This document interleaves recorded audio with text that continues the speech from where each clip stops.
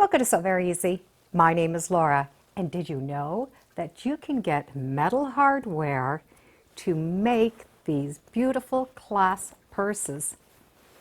They come in different sizes and they come in different styles. They're very easy to use, and we can use a lot of different fabrics, which means there's a whole lot of different possibilities to make these tiny little purses. So join me today where we're going to make this tiny little coin purse. The hardware is all installed the same way. The only difference is the size. We can get lots of different hardware to make our own purses, but we can also get these metal frames that are put into purses. And they have these little clasps up at the top. You can get some large ones, some medium-sized ones, and this happens to have two little hearts on the top. And the hardware is put the same, and some little sizes. You can buy just the hardware, and you can buy the kits that have the hardware and the patterns, and the extra rope and things that we need to make this bag.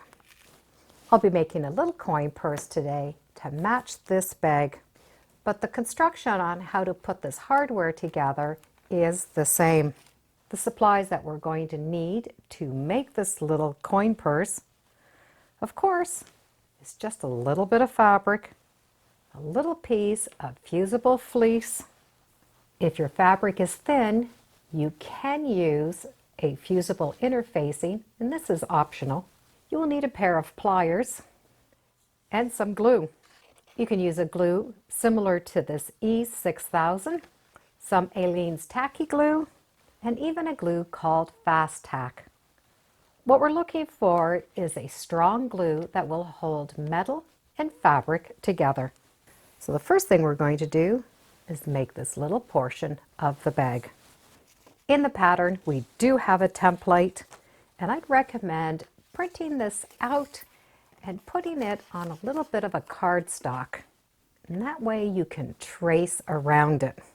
If your fabric is thin, you can use a very lightweight fusible interfacing and just fuse it on top of the back of that fabric. It's going to give it a little bit of stability. I will be using this polka dot fabric for the front, so I will need a piece big enough to cut out two of these template shapes. The pattern does have us cut out two of the shapes for the front and two shapes for the lining and two shapes of the fusible batting. But I would recommend fusing your top layer of fabric onto the fusible fleece. Then we're going to be able to trace these out and then cut them out. So I have my two front pieces cut out.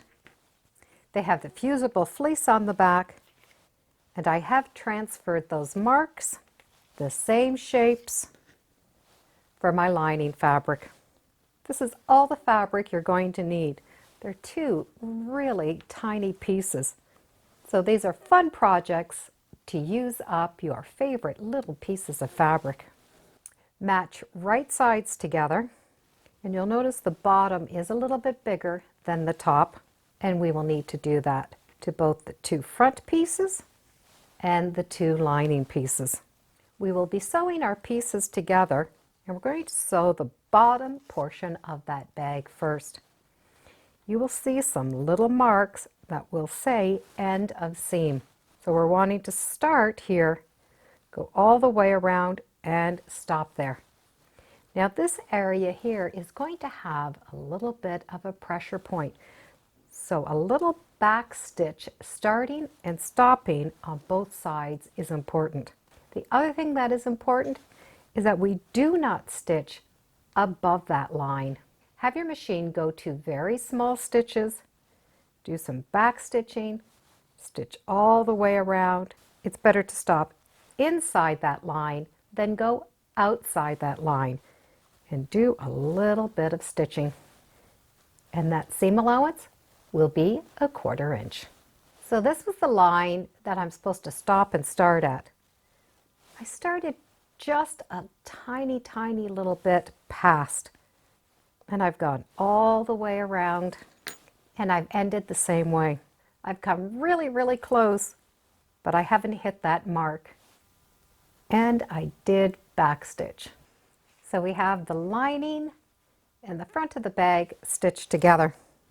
To keep a nice clean inside, we want to notch along these areas.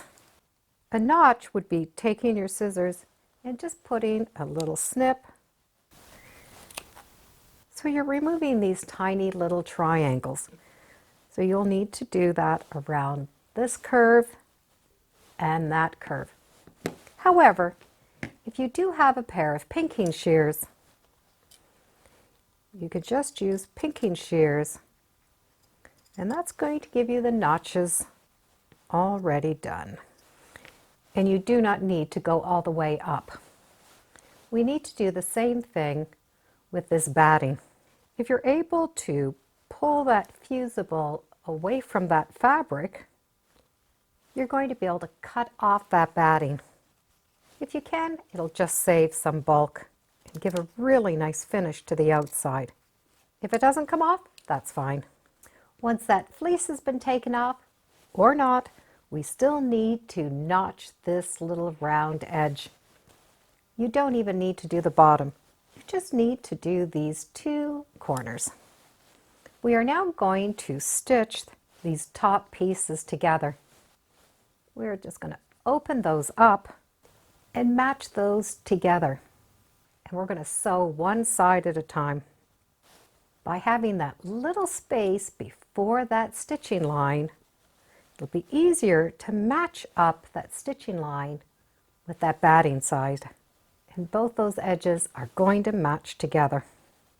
I'm not pinning into the seam allowance, I'm just pinning this center area. Start just a little tiny bit past that line. Backstitch, go all the way around. Same thing here, just ending a little bit past that line. So we are going to have a tiny, tiny little space right by that line. We now have the other side to put together. But this particular side, we're going to need to have an opening so that we can turn it right side out. Make sure all these pieces are pulled out of the way. Pin those layers together so the pins are not into the seam allowance. I'm going to do that same stitch here, where I'm only going to leave a tiny, tiny little space. Backstitch, come around that corner, stop, and stitch off that fabric. Come onto the fabric, stitch all the way around, coming right to that point, backstitch, leaving that tiny little space. So it's really less than 1 stitch of fabric. The reason I stitched off and then came back on where that opening is those little threads just give that opening some support. You could backstitch here on each side, but I just like to stitch out. Now I can remove those pins. So when I look, this is the front of the bag. When I move those flaps down, that is the lining of the bag. Through this little opening, I'm going to be able to turn the bag right side out. Get a little point turner and make sure all of your seams are out. So I have that outside of the bag and the lining of the bag. We can now put that lining right inside and push that bottom together. We have that little opening. Just fold that fabric down. We will need to do a little row of top stitch around that top on both sides. And we need a really small top stitch at about 1/8 of an inch. This is just going to hold those layers together. So the sewing part is all done. With the hardware, we do have this clasp, and it's welded there in the center. And we have this little twill. This is going to help put some pressure to hold it all together. So these are just going to join together. It will slide right inside. I make sure that this clasp is lined up. Then I'm going to work on one side at a time. And I'm going to use my little clips to hold on the side that I'm not going to glue. I just want to clip those together, and that way the fabric stays the way I want it. Now pop off that second side. There's a channel all the way around that end fits in. And we need to put some glue in that channel. I'll be using this fast tack. I like it because it has a nice small end. And with that little point, I'm going to put some glue in this channel. We don't need to overfill the channel. Just a little bit of glue. I just want to have enough glue in that channel to hold my fabric. Now I can place that fabric in and slide it right up to the top and take that unglued side out so that I can work on the inside. We want to push that fabric right up inside. By releasing this side, it will release that pressure. Now before it dries, we're going to give it a little support. We want to cut a little piece for both sides and a piece for that top. We're going to take this little rope and just stick it right between that metal and the fabric. We're going to do this while that glue is still wet. Just push that up inside. The glue is not fast acting, so it does give you some time.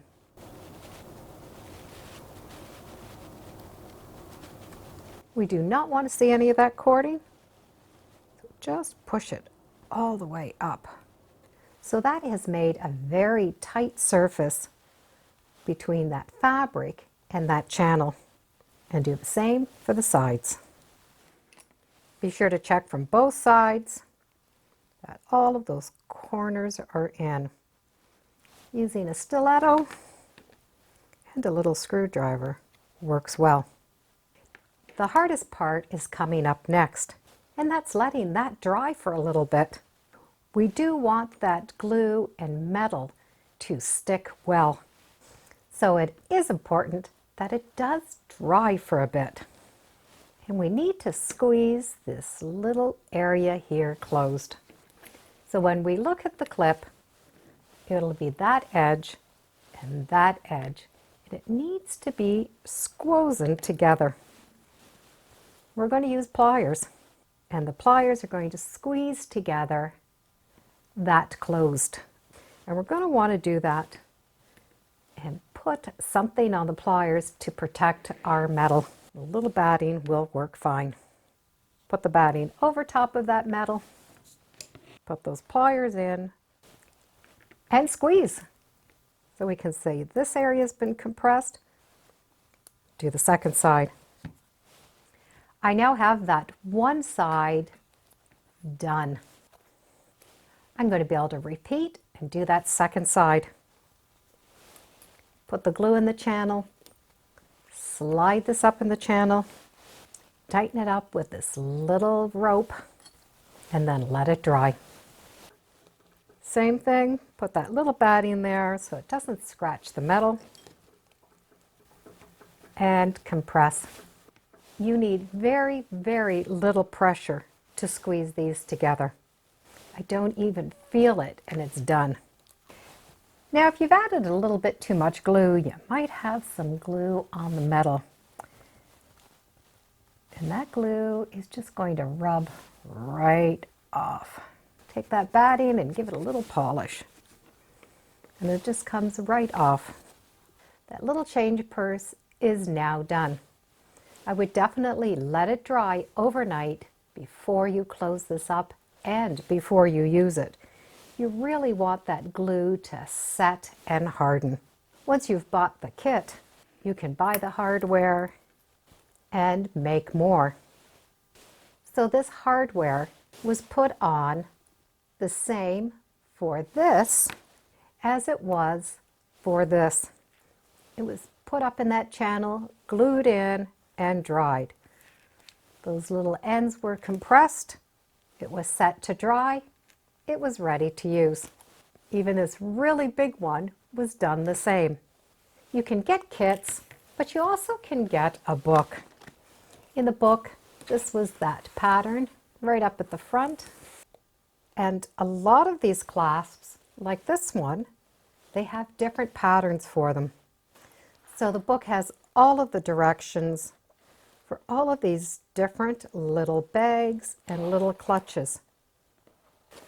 This clutch uses that same hardware. It's just a matter of changing the pattern. So this is all full of different patterns to go with those little clasps. And when you buy the book, it comes with 2 pieces of hardware. So we have 2 of those clips. We have that little rattan that we need to tighten it up. And the full-size patterns are right in the back. So you can buy the book, and it comes with 2 clasps, or buy individual patterns that comes with the hardware. So a quick recap is 4 seams. A seam along the bottom for the top fabric and the lining. We need to join the lining and the front fabric together. 2 more seams. That's only 4 seams. After that, we turn it right side out. We push this up into that little channel with some glue, let it dry, do a little compression, and the hardest part is going to be waiting to let this dry.